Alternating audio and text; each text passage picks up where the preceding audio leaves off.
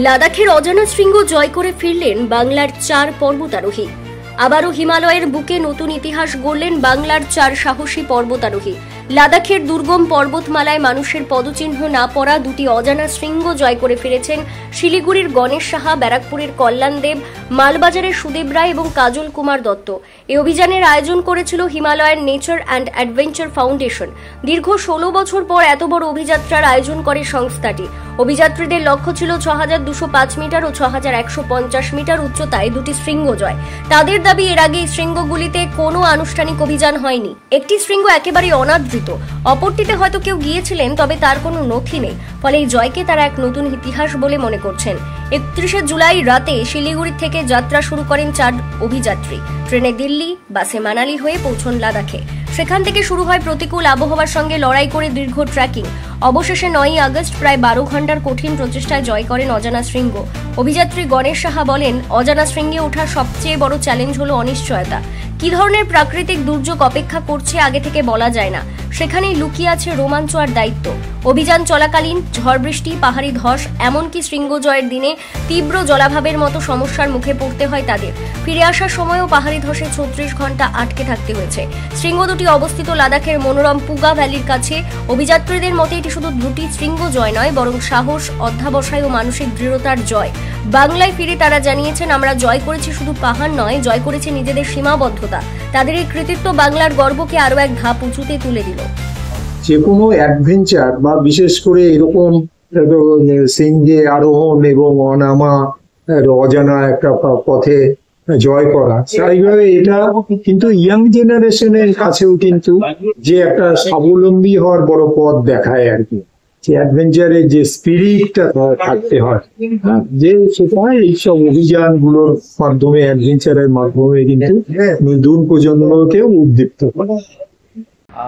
আনন্দ তো অবশ্যই খুব ভালো এবং খুব বেশি, হ্যাঁ। তবে এরকমই চাইবো যে এরকম মানে আমাদের হিমালয় রেঞ্জে এরকম অসংখ্য এরকম পিক রয়েছে, যে এগুলোকে যদি এক্সপ্লোর করতে গেলে যেই জায়গাগুলো এখনো কেউ যায়নি বা তার কোনো তথ্য বা এভিডেন্স নেই, সেই জায়গাগুলো যদি এক্সপ্লোরেশন করতে পারে, এটা খুব বেশি আনন্দ। এবং আমাদের কাছে সবথেকে বেশি আনন্দ এটাই যে আমি সেই জায়গার তথ্য নিয়ে আসতে পেরেছি। তো এটাই আমাদের কাছে মানে উৎসাহের। খুব মানে আপনাদের তথ্য এই শৃঙ্গ দুটোতে আগে কেউ চড়েনি? আমাদের কাছে যা আগে তথ্য ছিল, এই দুটো শৃঙ্গতে কোনো কেউ চাপেনি। প্রথম শৃঙ্গটিতে কোনো এরকম আমরা কিচ্ছু পাইনি। দ্বিতীয় শৃঙ্গটিতে একটা ম্যানমেড ক্রেন বানানো পেয়েছে। ক্রেন মানে হচ্ছে একটা পাথরের উপর পাথর বসানো, এরকম একটা ক্রেন পাওয়া গেছে দ্বিতীয় পিক থেকে। কি বলে এটাকে? Crane, CAIRN। আমাদের কাছে পুরনো একটা ছবি ছিল, মানে ওই দূর থেকে অন্য কোনো একটা ভ্যালি থেকে ছবি নিয়েছিল, সেখানে স্নো পাওয়া গেছিল। সেই স্নোটা পুরোপুরিভাবে মেল্ট হয়ে গেছে। কত বছর আগে? 2022-এর ছবি। আচ্ছা, হ্যাঁ। তো কিন্তু এই সময় সেটা হওয়া উচিত না, কিন্তু তা সত্ত্বেও ওইখানটাই এটা হচ্ছে গ্লোবাল ওয়ার্মিং এর জন্য, এই হিট এর জন্য ওই পুরো স্নো আর কি মেল্ট হয়ে গেছে। 2022 থেকে 25 তখন বেশি সময় না। অবভিয়াসলি মানে একটা মাউন্টেনের জন্য যেখানে গ্লেশিয়ারে একটা মুভমেন্টের হিউজ সময় লাগে, সেখানে তো আর মানে একদিনের ব্যাপার হয় না, হিউজ একটা সময় লাগে। তা সত্ত্বেও স্নো পুরো মেল্ট হয়ে গেছিল। ফলে আমাদের এই যে জলের এই অসুবিধাটা একটা মারাত্মক মানে জায়গায় দাঁড়িয়েছিল। যেহেতু আমরা ওই অল্টিটিউডে জল তো আর বেশি ক্যারি করতে পারি না, একটা বটলগুলোতে থাকে যে জলটা, সেটাই নিয়ে যাই। এই শৃঙ্গ চড়তে গিয়ে আপনারা কোনো শেরপা বা সহযোগিতা? না, এটাতে এটা পুরোপুরি আমরা নিজেরাই করেছি এবং নিজেরাই সমস্ত মালপত্র নিয়ে গেছি। এটাতে কোনো মানে এক্সট্রা সাপোর্ট নেয়নি, কোনো মানে শেরপা বা কোনো আপনার হ্যাপ এটাতে নেয়নি। আমরা নিজেরাই পুরোপুরি এটাকে আরোহণ করেছি। যে শৃঙ্গ সম্বন্ধে আপনাদের কোনো কেউ এটাতে আপনাদের কাছে যা তথ্য, যে আপনার এই শৃঙ্গতে কেউ চড়েনি এর আগে কখনো, সেক্ষেত্রে আপনাদের একবারের জন্য মানে কোনো মনের ইয়ে হয়নি যে না, অজানা শৃঙ্গ আপনারা করতে যাচ্ছেন, সেখানে কোথাও হয় বা কোনো রকম?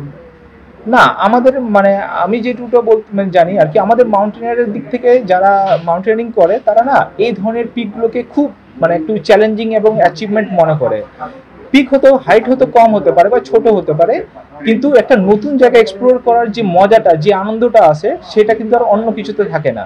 মানে একটা অদ্ভুত, আমি প্রথম যেখানে পা দিচ্ছি, অদ্ভুত একটা ফিল হয় যে আমি হতো মানে প্রথম আর কি এখানে পা দিলাম, বা আমি এই ভ্যালিটা খুঁজে বের করলাম। এই আনন্দটা হচ্ছে একটা মানে অদ্ভুত ধরনের একটা নিজেকে রোমাঞ্চক আর কি করে তোলে।